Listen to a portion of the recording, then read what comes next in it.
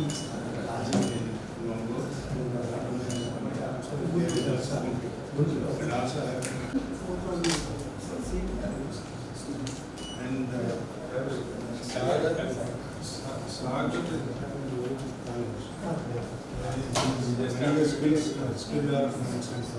I see. For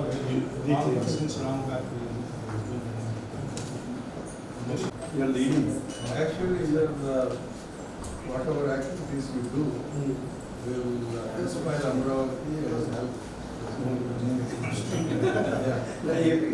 like is leading in the education. If you put in the quantum computer and all that. That we are working on. Have a seat.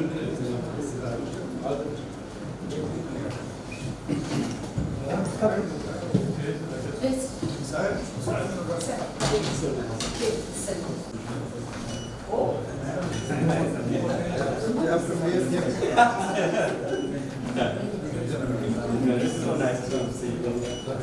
I think he's a community leader. Wow, nice.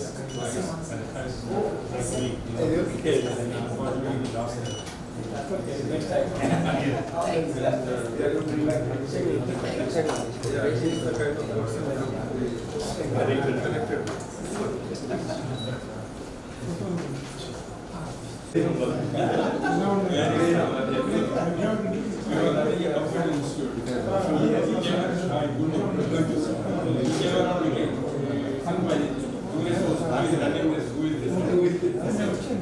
And he was a very popular doctor.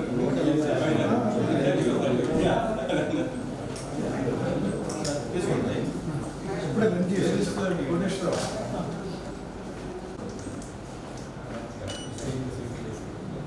You stay in the same place? Same place. It's more than what I did.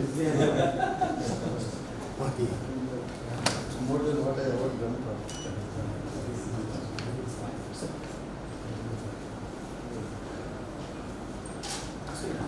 He came to In LA. Have you considered?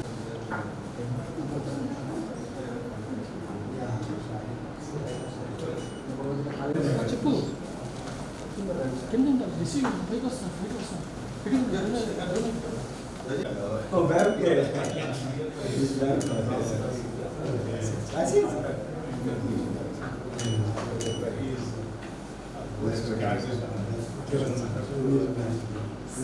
So nice to meet you.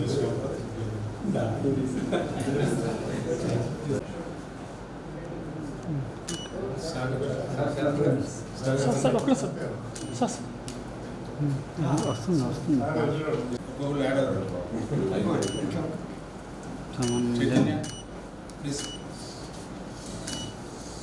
He runs our schools. Oh, okay. The school strength is almost 90%. How many schools? He runs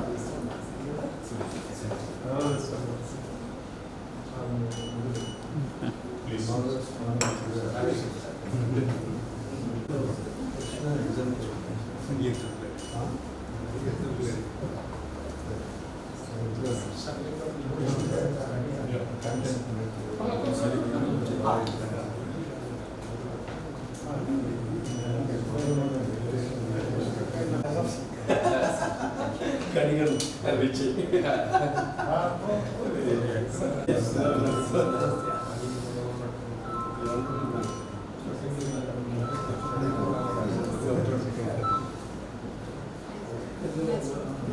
you. Is he the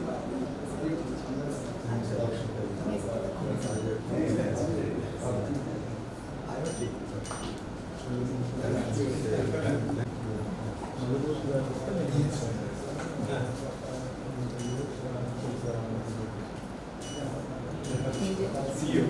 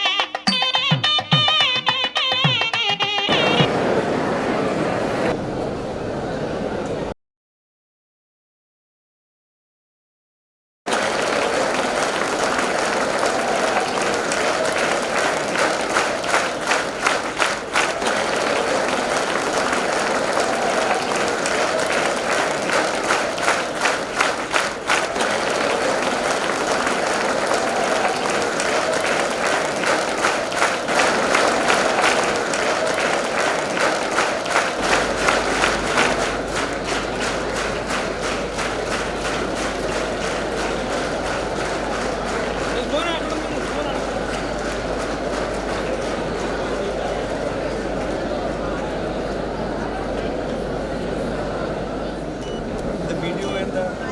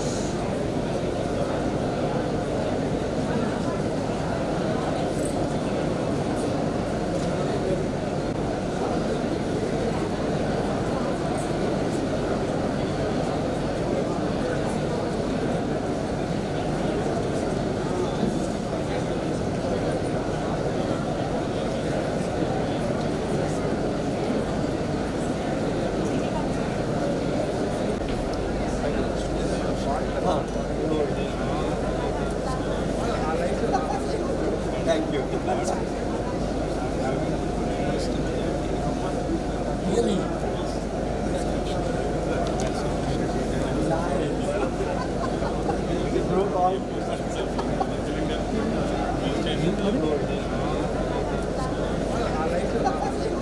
Thank you.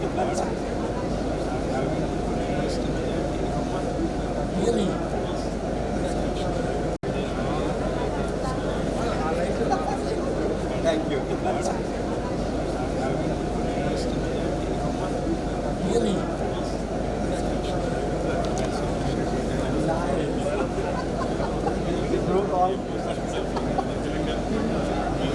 అది పర్ఫెక్ట్గా వస్తుంది ఇది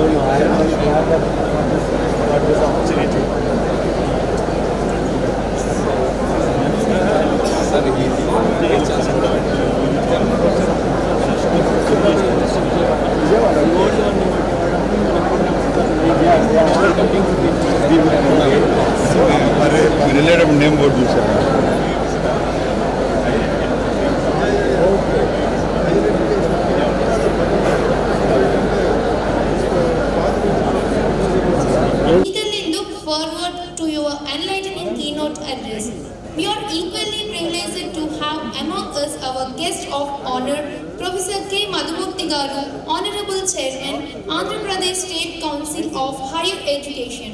A very special welcome to our esteemed host, Dr. Alapati Ravindra Garu, Chairman, NRI Institute of Technology, and Sri Alapati Rajendra Prasad Garu, Secretary and Correspondent, NRI Institute of Technology, whose vision, dedication, and leadership remarkable session where ideas meet opportunities and learning meets leadership. Thank you.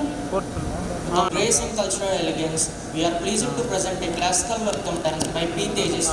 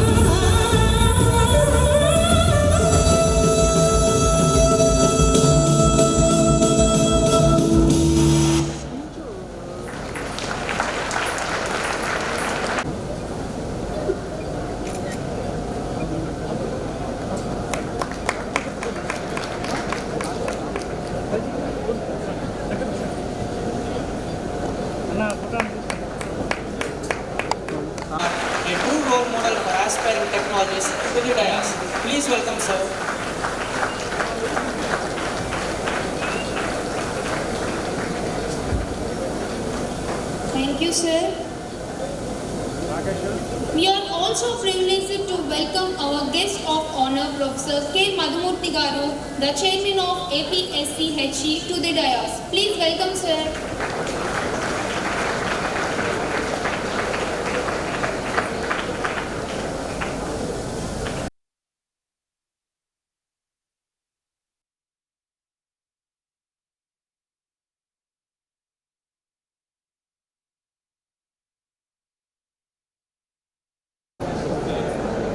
Hey, don't. Auto.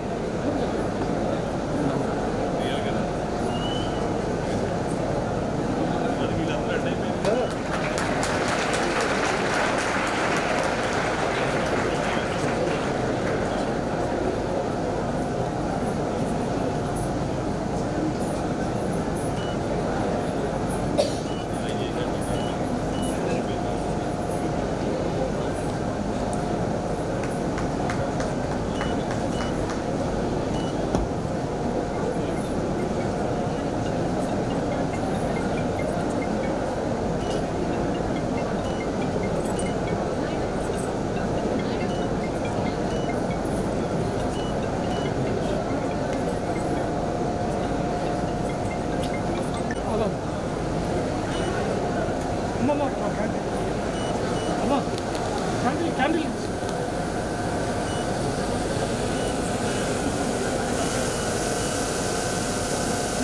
Progress, transformation, and limitless possibilities. And today we are deeply honored and truly blessed to have with us a distinguished leader of technologies closer to India in making Microsoft's innovations more relevant to the needs of our nation. You have shown how technology can empower people, transform business, and strengthen institutions like us, helping them grow in the era. Your presence here at NRIIT Technology today, every day, that students have the opportunity to meet someone who has directly tools and technologies that define our modern world.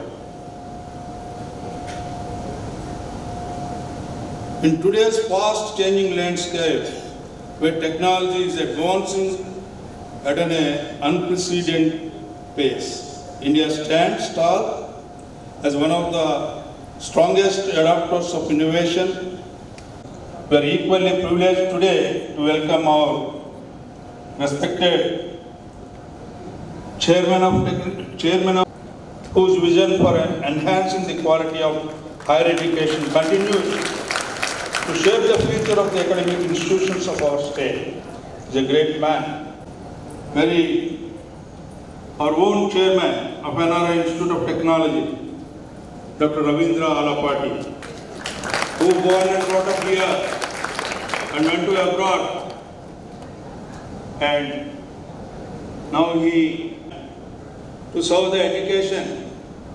That is how we started this education. Big abroad.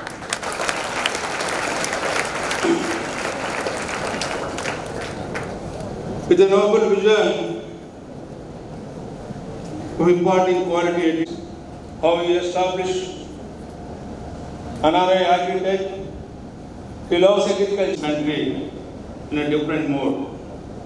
Sir, your dedication to serving your motherland is truly not only inspiring to me, let us take a moment to appreciate the rare opportunity we have today. There are few gentlemen are on the dais. One is Mr. Sagar, who started like us by name VYD Society. We all have to thankful to services to the motherland.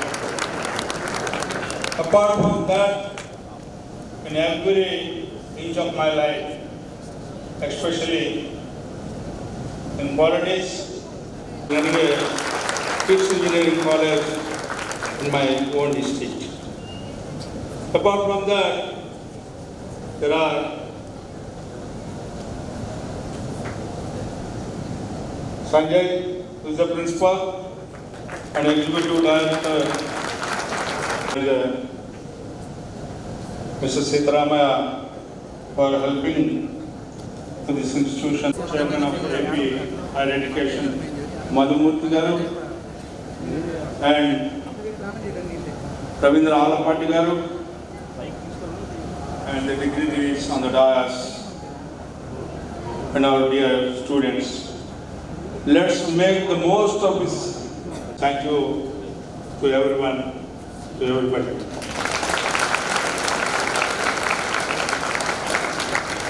Address the gathering. Please, sir.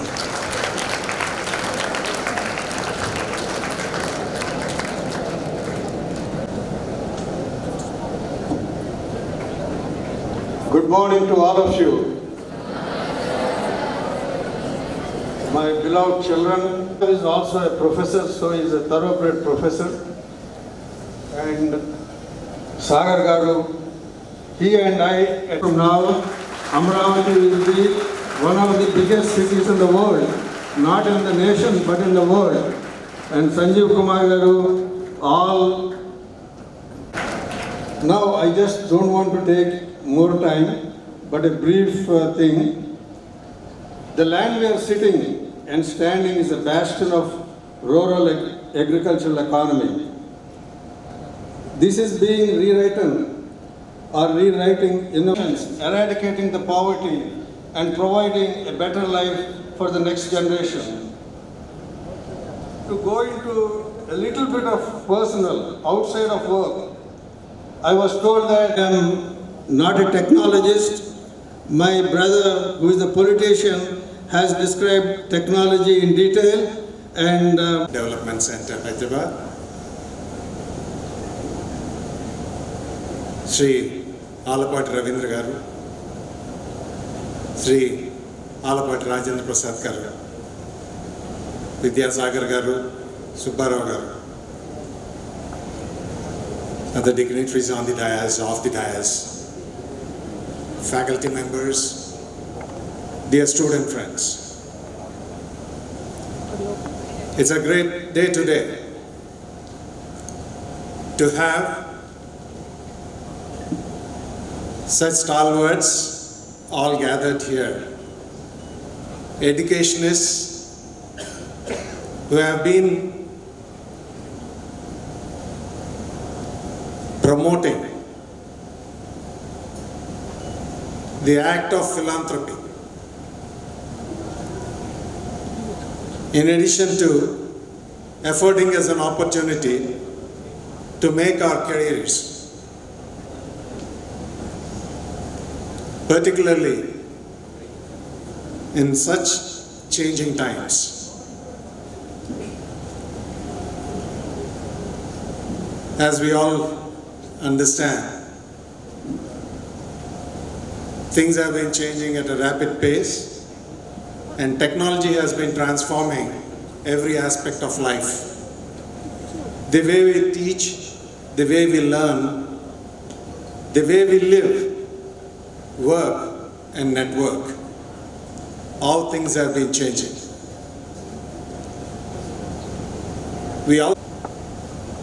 We've come about addressing the challenges, taking up the opportunities, and making best out of all this. In this particular context of changing times, changing trends, changing technologies, I think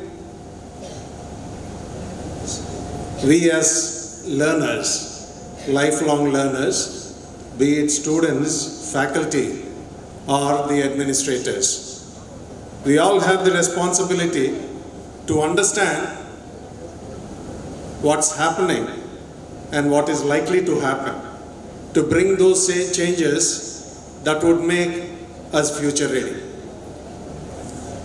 Today is a great day in the context of, this is my first visit to this institute, great institute, and I have great regard for my former chairman of the institute that I served, Alapati Rajendra Prasad Garu. He was the chairman of the National Institute of Technology, Regional Engineering College at that point of time when I was serving at that institute. He has been driving technical education at that particular point of time for the combined state of Andhra Pradesh. And he is driving education, and particularly with respect to the context of NRIIT, he has been making good use of his experience and opportunities to provide such sort of a forum for people to learn, to grow, to gain, and to prosper. Sir, my respects to you. And for all the philanthropists like Alapati Ravindra and many more in front of me who have been doing yeoman service to the education forum. We have Rajiv Kumar here today, a true professional from the industry. He brings deep insights and great exposure and experiences of industry. We should all realize, not to belittle academics, but there are things that are also equally important for us to be successful in life. As things change, things have been changing much faster. What it was 5 years back is not what it is today. The change has been unprecedented. And the type of changes in behavior of individuals and the attitudes that we carry had also been tremendous. Some for the positive sake, and probably many for us to learn even more. In that particular context, we have to understand the changing dynamics of the economy, of the technologies that we come about. For the benefit of Sri Rajiv, I would also like to mention, sir, we as the state of Andhra Pradesh have envisioned a roadmap for the development of the state of Andhra Pradesh. They call it Swarnandhra. It's not a slogan, it's a commitment. It's a commitment for progress. As we all know, in the development of this particular state, which has been bifurcated, which has got resource crunch, the state government has been focusing on development through knowledge and innovation. Basically, it has been investing on science and technology, R&D, skilling, and digital infrastructure. These are the basic objectives with which the state has been going through. And it tries to transform the aspirations of the people by accomplishments through education, entrepreneurship, and inclusive development with technological excellence. These are the objectives that the state has framed for itself. As I have already made a mention, we are undergoing a resource crunch, but we have a progressive government, and not only a progressive, but a visionary, with a visionary drive. In that particular sense, this is the place, a happening place. The Chief Minister, the visionary Chief Minister, has come up with the Quantum Valley Declaration, and we are expected to have the Quantum Valley initiated by 2026 Jan. And I know Microsoft is a partner coming up with its own contribution to the the Quantum Valley.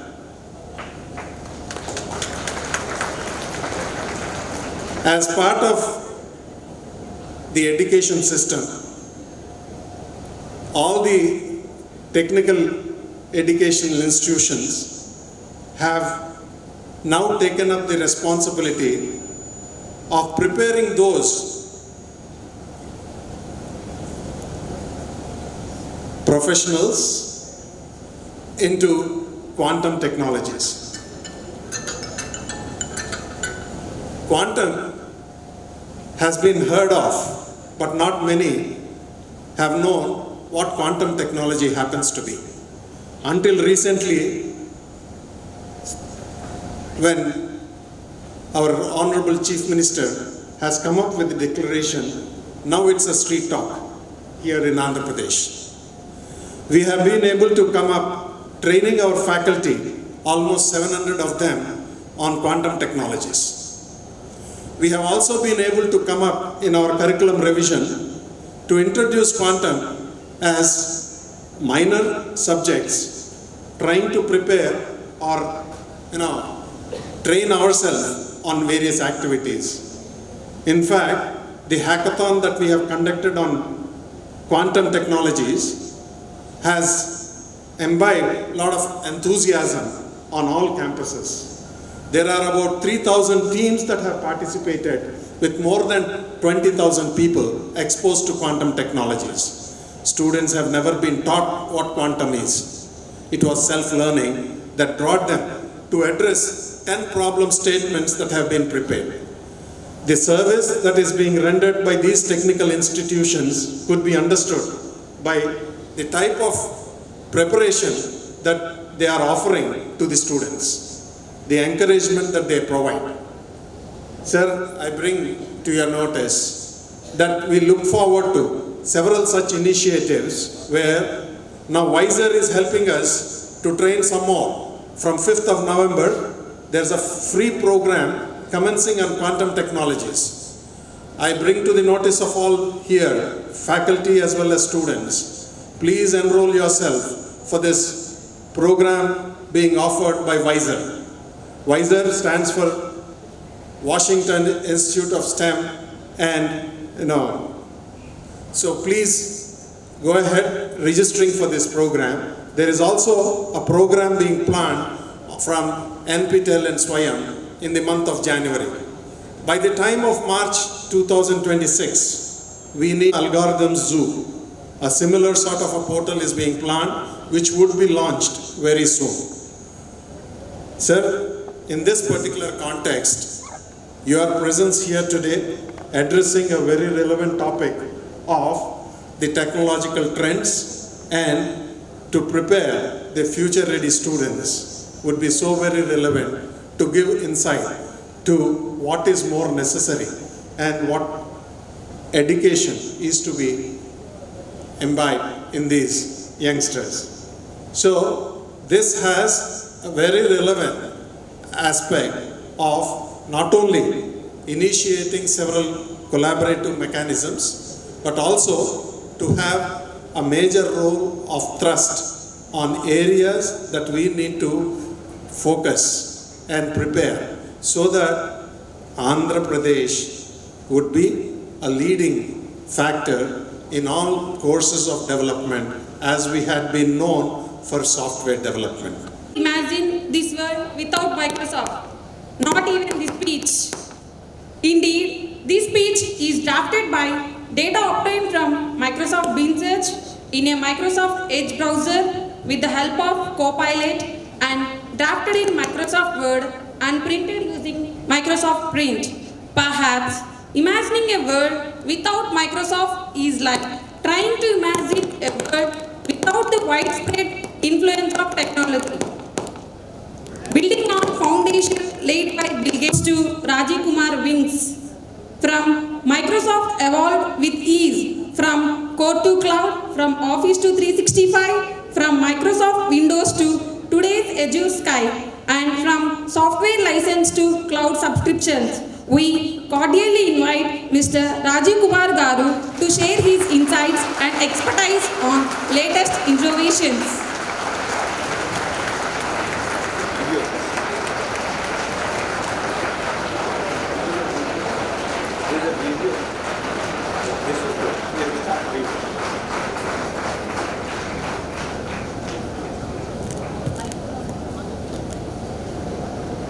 start by saying Andriki Namaskaram. Please stand up and give a Ela unnaru? going ovation. So nice. Give a big clap.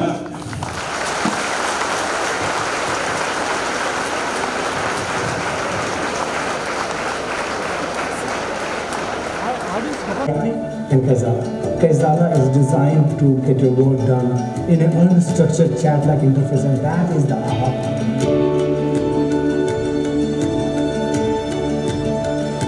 We help our customers get the work done through this entity called cards.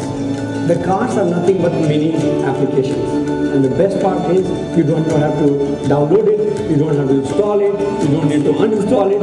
It just comes when you need and it goes away. So in this, we discovered the idea of purely large groups.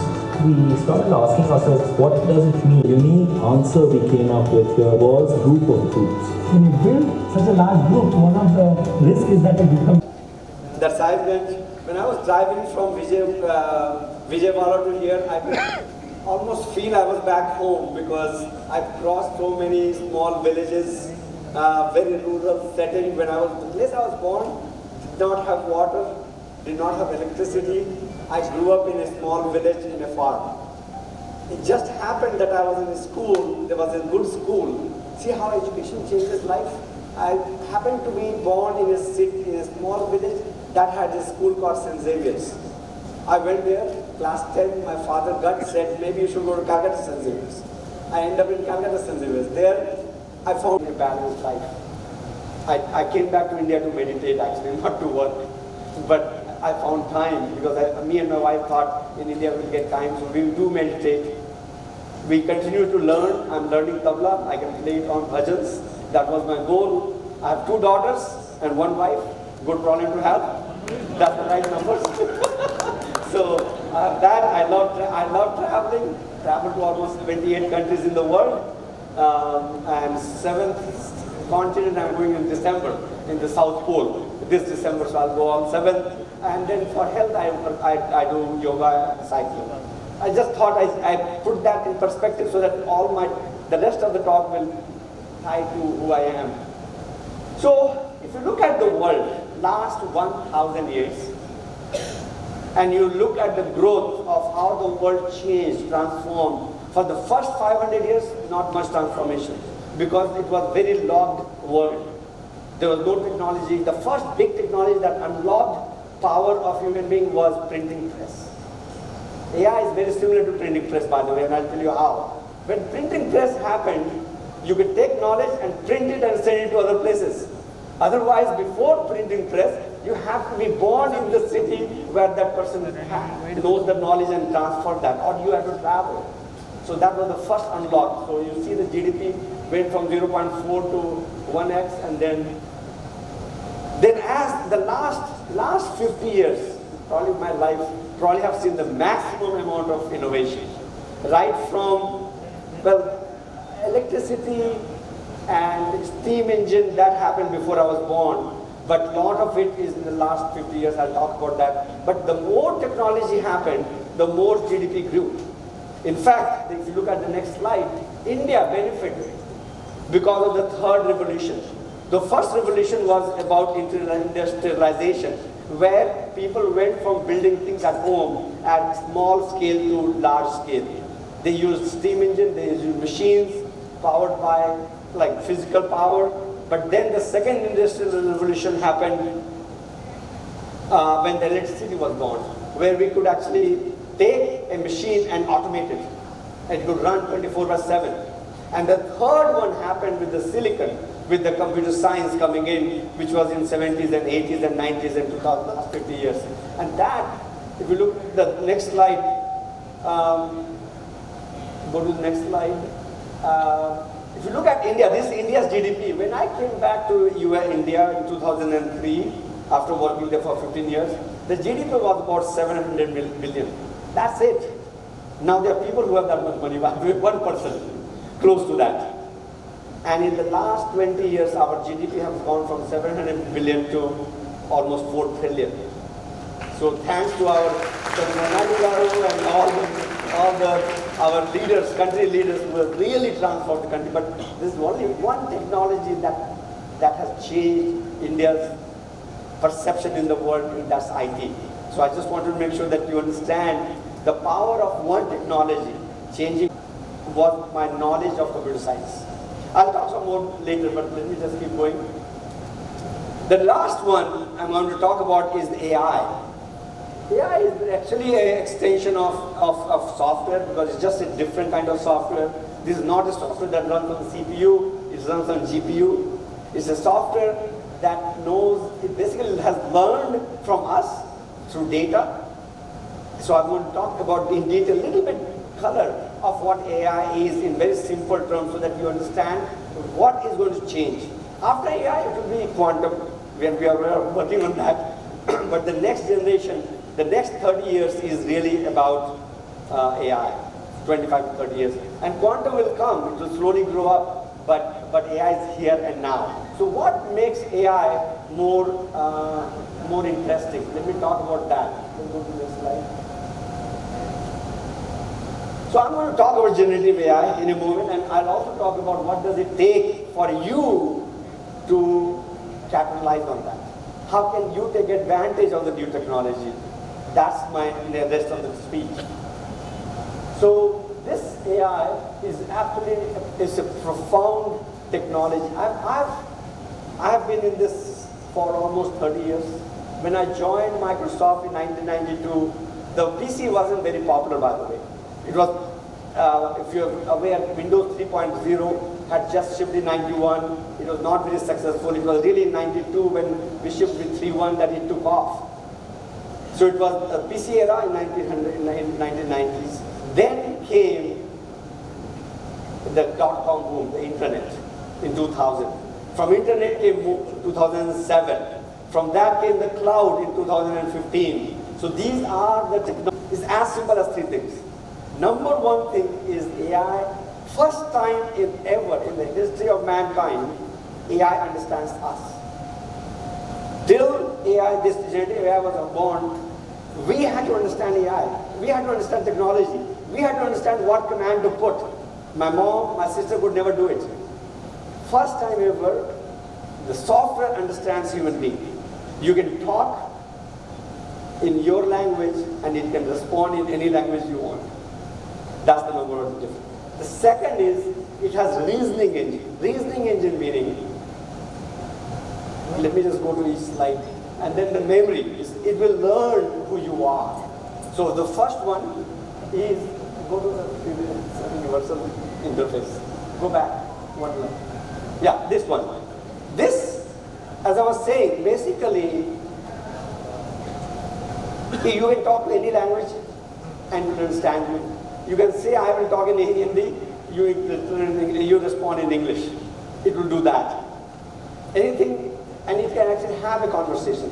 It has learned from the data, all the internet data, every data on the planet that we have fed it.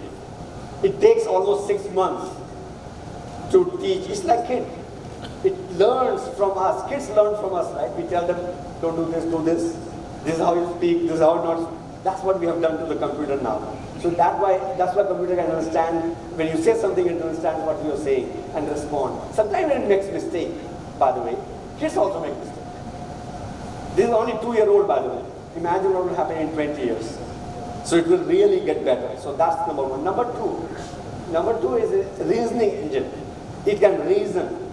If you tell something to do, it will figure out, like, I go from Earth to Moon. It will figure out 2 or 3 ways to calculate and tell you, these are the different ways, but I think this is better. Just like human being. That's the second difference that we never had before. No technology had that before. Third is memory. Starting to understand. My name is Rajiv.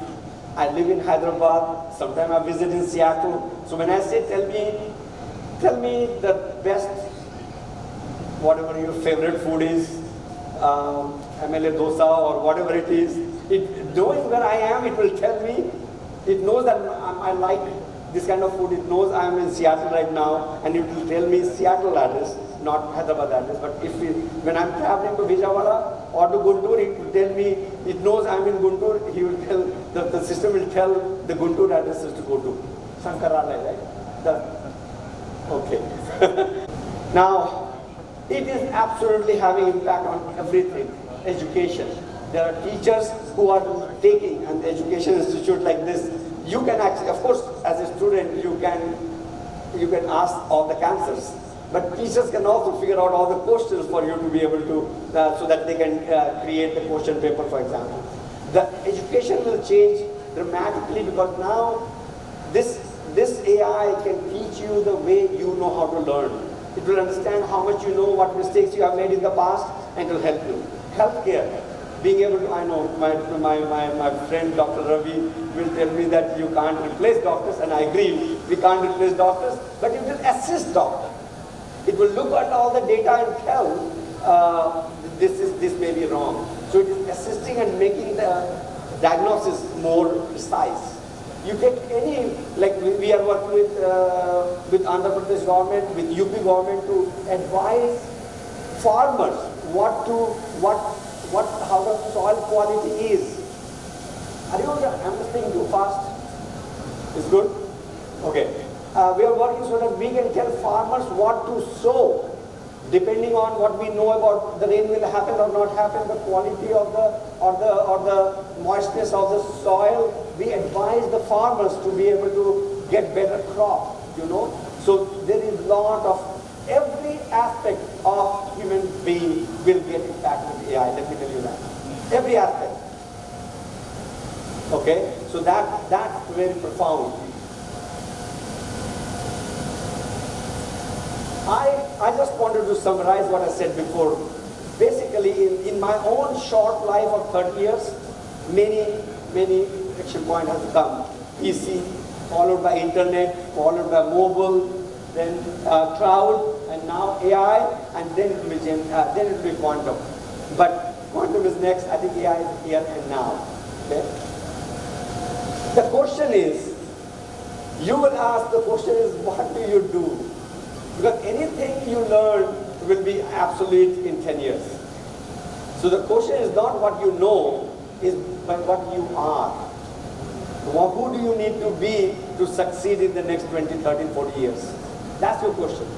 So what I'm going to do is I'm going to share what I have learned in Microsoft in 33 years from one of the best offer in January of 1992, and they made me an offer saying, Rajiv, you are selected and you are going to work on compiler. Those who are in computer science, you understand compiler, right?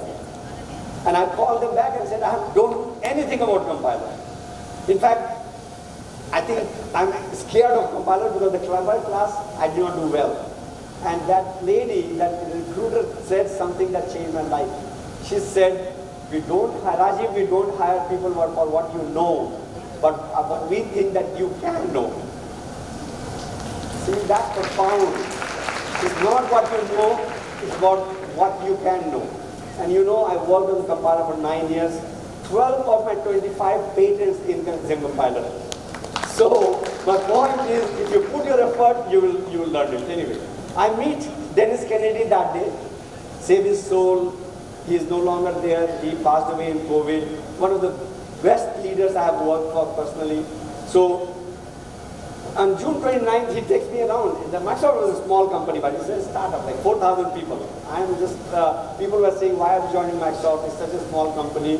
It's no good, go to some other company. But still, I joined Microsoft because they grilled me. They interviewed me 8 times. They asked me the hardest question. And I thought, these people really know something. I need to work with them, so I joined them. But I had 2 jobs. I know this is not in this book, but I'll tell you the story. I had 2 jobs. Microsoft, Schlumberger.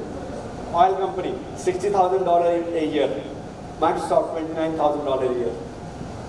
I charged myself. You know why? Because they really grilled me. I want you to learn, not so money. Don't run after money. That's probably one of the best decisions in my life. I think I have to correct myself. Second best. The first was to marry my wife in my class. This was the second best decision in my life. Anyway, so So he, because I remember in 22 years I went from village to Redmond, and I met these people who were world-class software engineers. I met Tim Patterson. Tim Patterson is the person who sold DOS operating system to Bill Gates for $50,000, and that became Windows, DOS. And PC came from that. I meet him and I'm saying, look, I don't know compiler. They put me in this compiler team. All these people are PhDs in compiler. What do I have a chance to succeed in this place? I'm going to fire me. You know? He read that fear in my face. And at the end of the class, of the day, he came back to desk and he said, Rajiv, you know, all of these people are very smart. I think you are also smart, but I'll tell you how to succeed. And I was saying, please tell me, because I think that you will fire me after 1 year, because in front of these people, I have nobody. He said something that changed my life. He said, the way to differentiate, everybody is smart, Rajiv, but the way to differentiate is to work hard. That sentence changed my life. I did not look back. I worked 16 hours a day for many years until I got my first promotion. Then I realized after 1.5 years, I said, okay, I can fake it. They haven't figured out that I don't know. But anyway, so that's, work hard is important. Okay? So that's my first learning at Microsoft. Let's go. The second, I'm now going to get to the meat of my presentation. What did I learn from 3 CEOs? Each one are world, this is probably, go back, each one of these are like world-class people. Bill Gates, who created Microsoft in 1975. Satya, he really saved Microsoft. Amazing. He bought OpenAI. He put $4 billion in OpenAI to create ChatGPT and Copilot. He gets a lot of credit. And Steve Ballmer, like his energy is like so much. If he was in this room will be full of his energy. He's just so dynamic. So anyway, I have learned from these 3 people. I'm going to talk about these 3 people. The first one I want to talk about is I was a compiler. I told you I was in part of the compiler team, this technology team, and I had a young woman writing some piece of code, and I had hired a very senior person from the industry, John Hamby, and so she is like this lady was Sue Chan. She said, Rajiv, I'm going on vacation. I'll come back and finish this piece of work. No issues. I'm going for 2 weeks. I said, okay, great.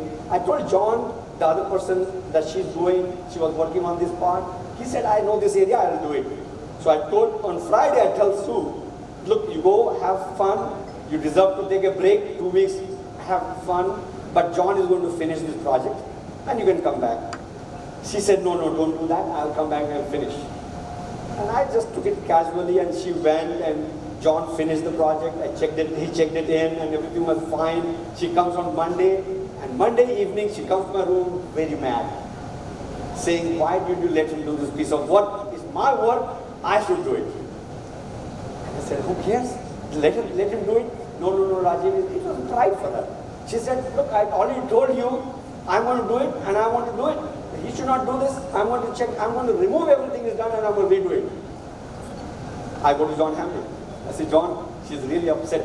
Please let her do it.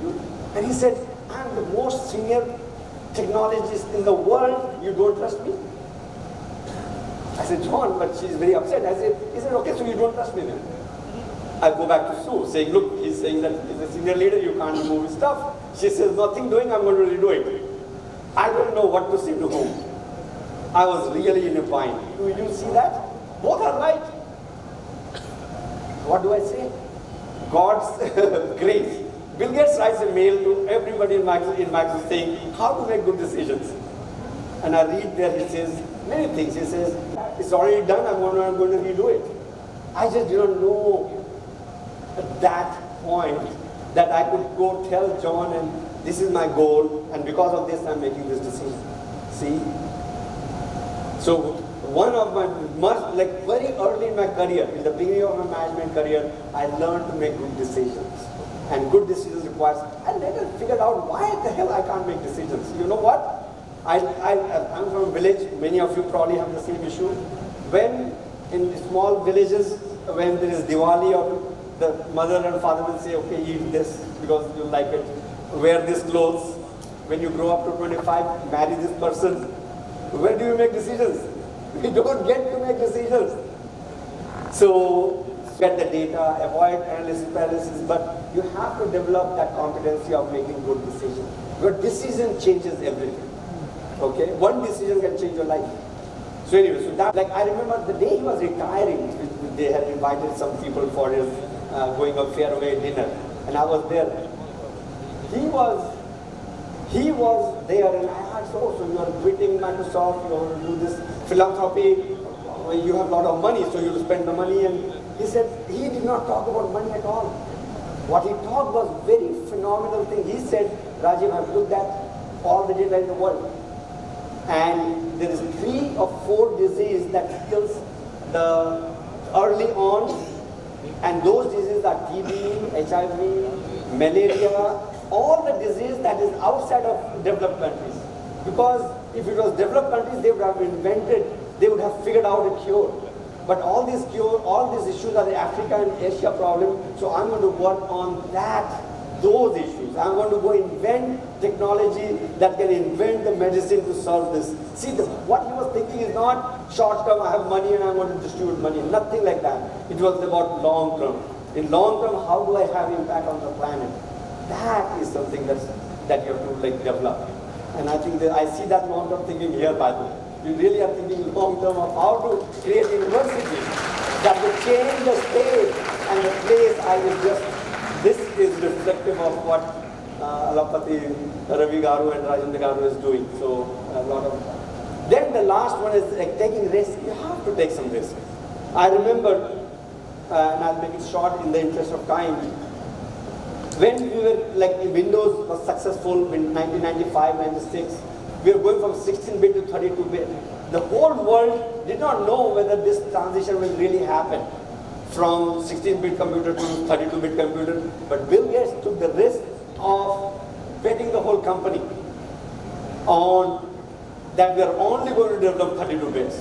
And guess what? Within 3 years, Microsoft software became #1 in everything. Office was second.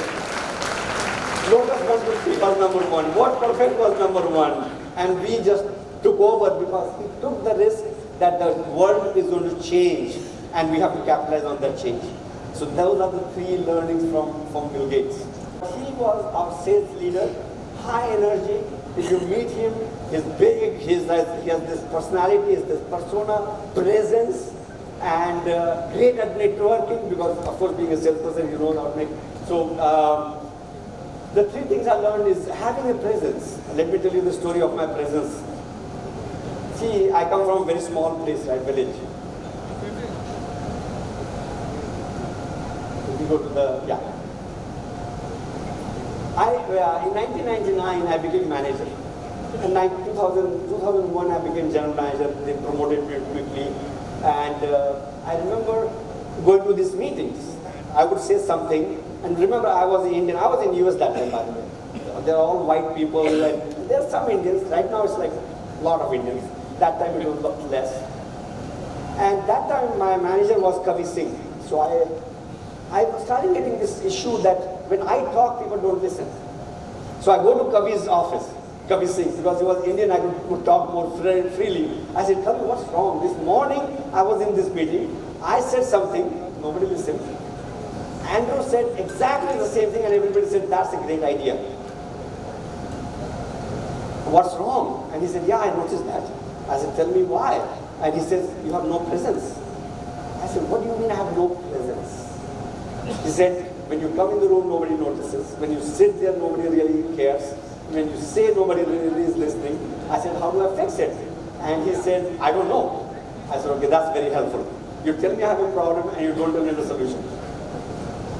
So anyway, so he was amazing leader. He helped me get at least 3 or 4 life coach. Somebody was going to teach me how to speak. Somebody literally taught me how to dress up, how to sit, how to look eyes to eyes. You know, all those things matter. How you groom yourself, how you dress yourself, how you speak, the language you speak, the words you use, all those things matter. And those are learned abilities. Nobody is born with that. You all have to put effort to create your presence. Do you get it? Right? It's not that you just, thank you. So, second one is really about generating energy. Like when Steve Ballmer is in the room, his voice, his questions, his prodding just generates energy. Where you as a leader have to create the right team, world-class team. You have to, the one thing that really takes away the energy is your arrogance. You have to be humble, respectful yet confident. Humble, respectful yet confident. See, in India, people teach you like they say, don't talk to elders too much, don't look in the eyes. No, you should listen respectfully, but also say your point of view. If you don't put your point of view forward, then they will think you are passive-aggressive or you don't have a point of view. Even if you are thinking some good ideas, you have to speak up, is the biggest learning I've had. You have to speak up in a humble way, not arrogant way. It's my way only, but you have to speak in a way that is more humble. Networking is something I have learned from Steve. See, networking is being able to knowing people around you, right? And I know most of you are students. You have networking built in because you are all friends. You are in the same class all the time. But once you get to college, get out of college, you are working. You have to put effort to know people who can help you and learn from them, right? So I'm not going to talk too much because it may not be very relevant. My most favorite CEO is Satya. He is the one that he is from here, by the way. He is from AFT. His dad was an IS officer that served these areas. I'm sure he was stationed in Guttur and Vijayawada, Anandpur, I know for sure. So he's just, I have worked for Satya for 5 years.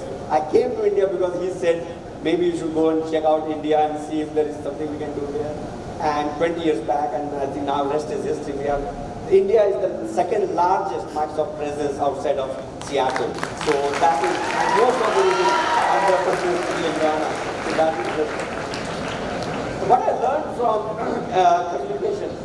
See, what I learned from Satya is, he is so clear that you will say, okay, that makes sense to me. He will take a very complicated idea and say things in a way that you say, okay, I get it now. So in communication, there are a few things you have to remember. One is, communication is not about just you speaking. It's also listening. Listening with generosity. Listening to understand. And then responding with whatever idea you have after that. So that's the number one. The second thing he taught me was this. I was having dinner with him one night. After his keynote in San Diego, we went for dinner. And I was asking, how do you communicate so crisply, so clearly, with so much clarity? And he said that really had a lot of deep impact. He said, look, those who have learned software, you know, you create this flow chart, you start, then you have this step, and there's a branch, if, then, yes, no, then you have this. He said, communication is like that. You have to start, you have to know your story, you have to know your flow, and just stick to that flow. So in the meetings, when he gets distracted, people will rat hole and talk about something else. He will come back and say, okay, this is the point I made, this is the next point. Because in his mind, it's really a structured way, things that he needs to say. So that's something that I have learned from Satya. The second learning, I've traveled with him a lot because we are buying great planes in North Dakota. Then we are buying a company in Sweden, Exapta. And in all these flights, you know, I would be watching TV and he would be reading a book. I would get out of the plane and he would tell me what he read for the book. And I'm saying, like, that's so silly. He's my manager. He's reading and I'm wasting my time. What he taught me was continue to learn. He read stuff. He synthesized stuff. He shared that with me. And then I said, oh, I remember telling Satya, I really need to start reading books again. I got into meditation, and then I thought, okay, I don't want to do anything, I don't want to read, I don't want to do anything, I just want to meditate, but that's not right, you have to do both. So anyway, listen, the other thing is, you cannot, see there are two ways to learn. Either you can make mistakes and learn, or you can listen to others and learn. And reading book is just listening to others because somebody else is like that. But the point is that not only when you are in college, but more importantly, when you get out of the college, you have to remember you need to continue to learn. Doctors are the best. They can learn like for the rest of the year, right? The rest of their life, because things are changing. But engineers, we get lazy. And I think one of the reasons why Satya is where he is because every year he learns new things.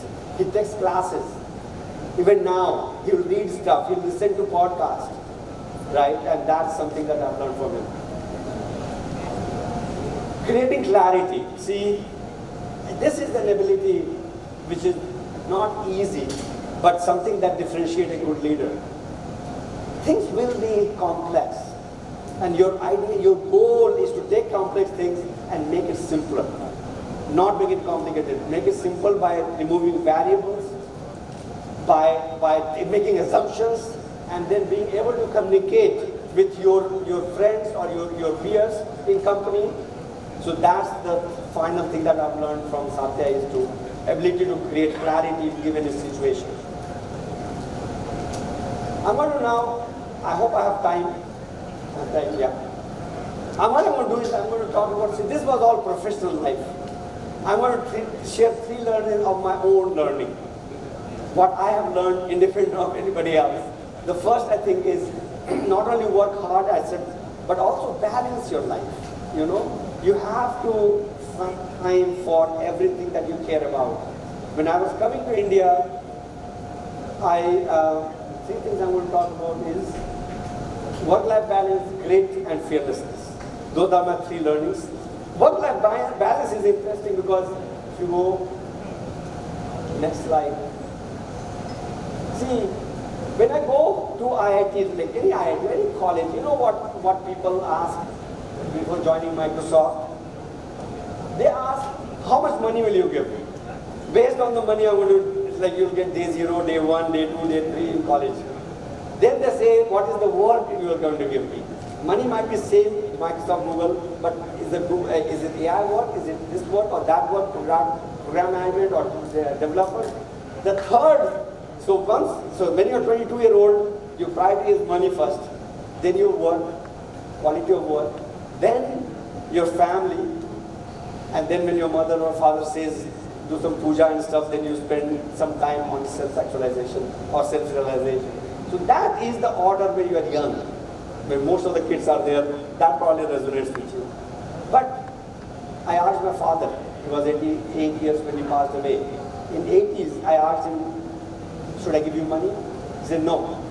Do you know what my father wanted when he was in 75 or after 70s and 80s? It was none of those 4, but it was health. You have to spend time on health. You have to prioritize time to find some activity that you do for health reasons. Then, when you are in the deathbed or you're in 85 plus 90, if you are self-realized, if you really are in this nirvana state, nothing matters. After that, what matters is your family, people you love, your kids, your parents, your peers. Do they give you any importance? Do they love you back? Last, least important in the last 10 years is how much money you have. Because as Steve Jobs said, being a billionaire in the coffin has no meaning. No meaning.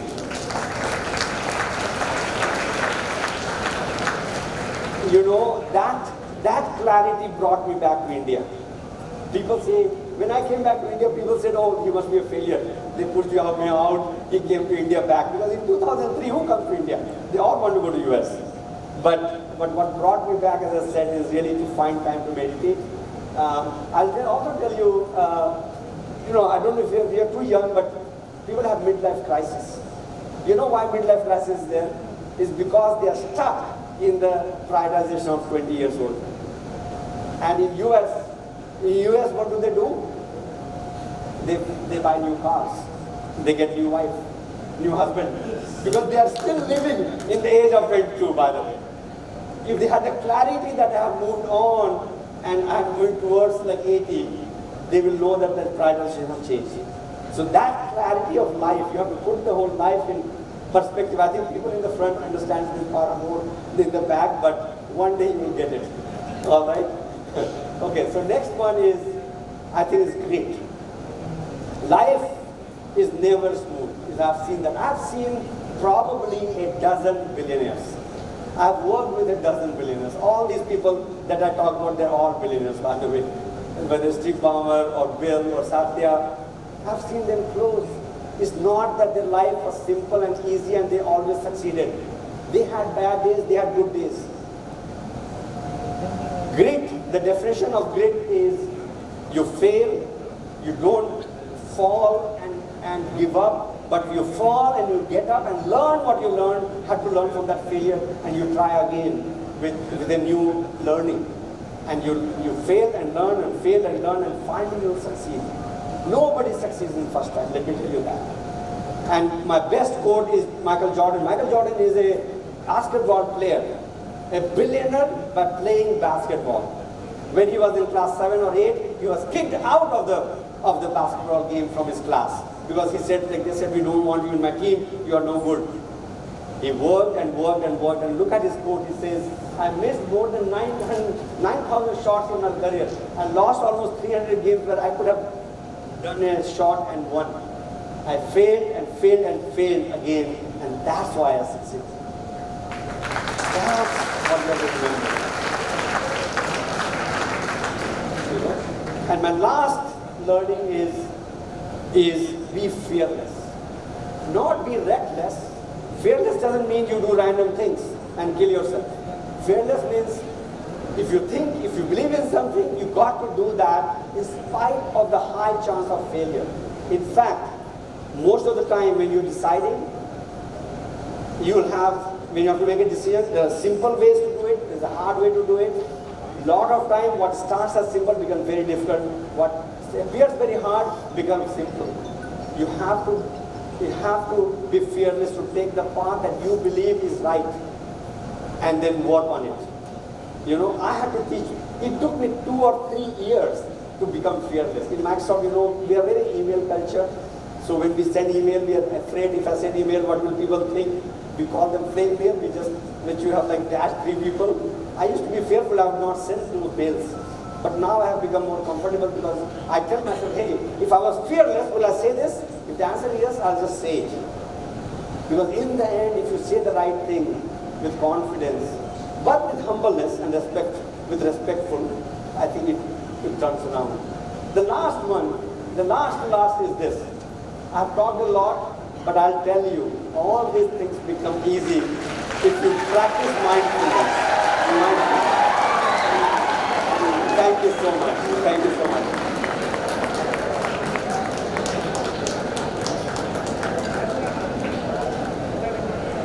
Yeah? Okay, so I don't know how much time I took, but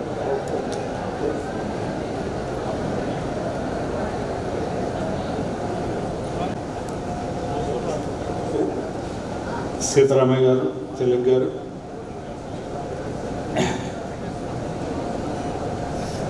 How do you feel?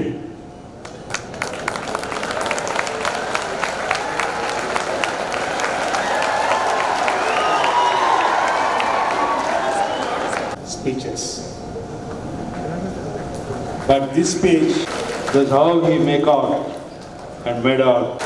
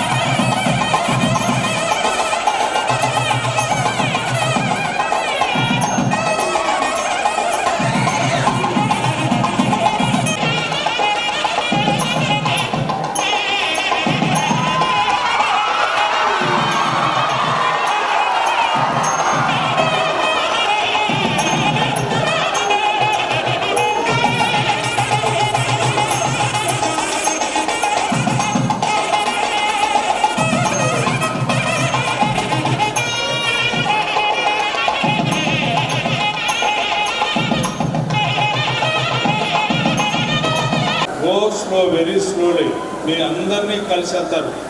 Just మెల్లిగా వెళ్ళండి. Bapatla engineering college, my dear Srinivas, just అవసరం.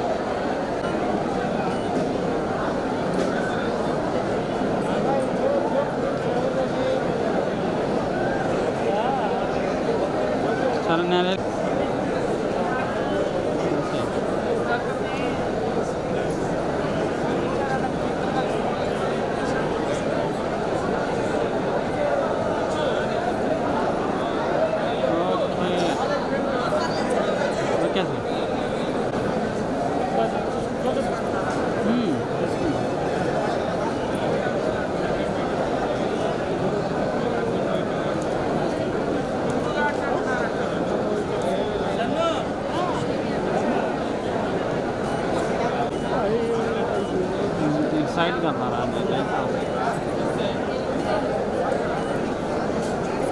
Sir sir side sir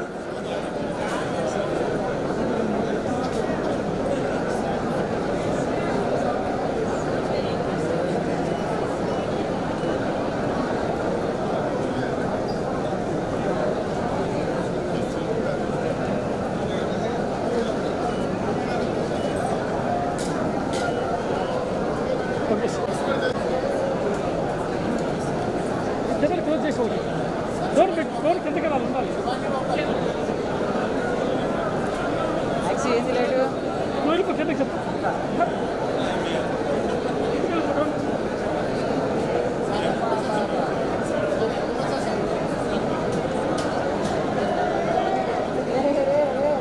okay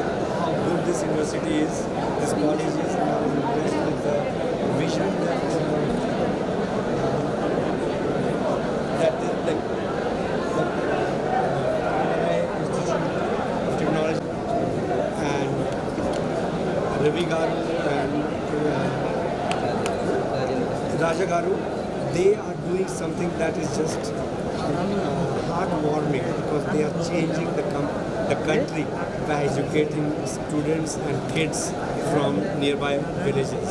So a lot of gratitude to Raja Garu and Ravi Garu do such amazing job of in whatever way we can. There's a lot of discussions when now and in the past you saw the video how we had built Kaizala for Pushkaram. So that's the level of commitment we have to help the government and this country, India and the state. Back, I've listened to his vision of quantum. It is very inspiring, and I'm glad that a visionary leader like CM Sir Chandrababu Naidu Garu is leading the thought process of bringing quantum to this country. All the best wishes for making that happen. Is it possible to reach the target of January? That I don't know exactly when the target is, but these are long-term investments, and then you have to take baby steps. Though it might take many years to fructify the vision, but he has to set every quarter, every 6 months, every year goal. And I'm glad that he is pushing that actually. And he's really, and I was impressed to hear, you name it, everything will get impacted. And I am actually seeing that the country is stepping up. I see universities where they are teaching AI now quite quickly. They have built in curriculum for AI curriculum. In fact, I was impressed to hear about quantum curriculum that was taught today in NRIIT Institute today, and that they are introducing that to all the students. I think these are very forward-leaning in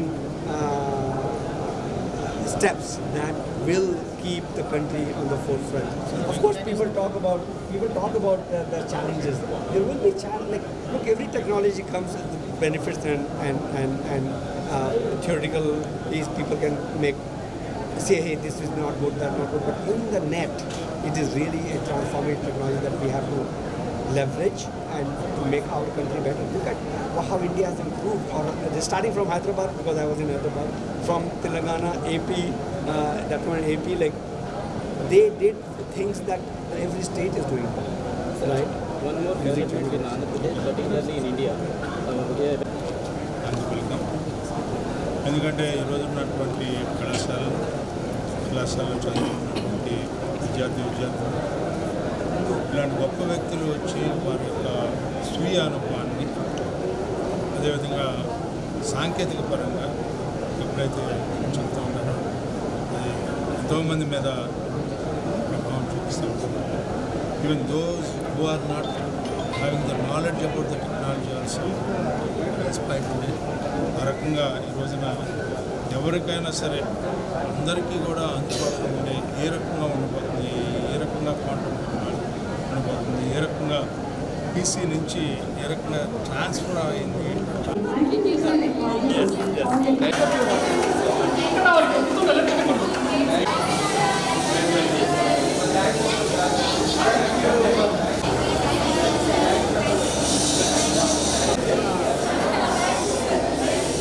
thanks చెప్పండి.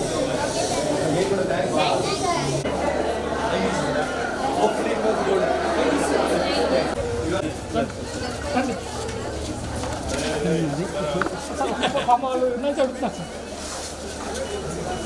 Photo తీపించండి. అడిగల photo తీపించండి.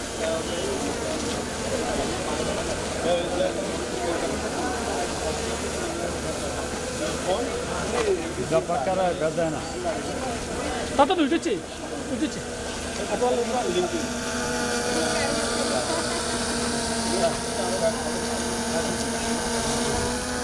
Thank you.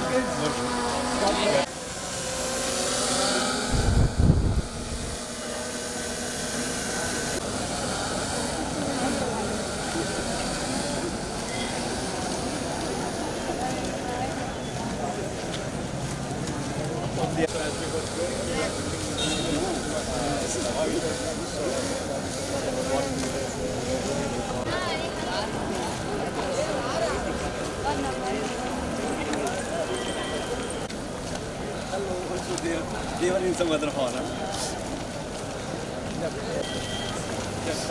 So that's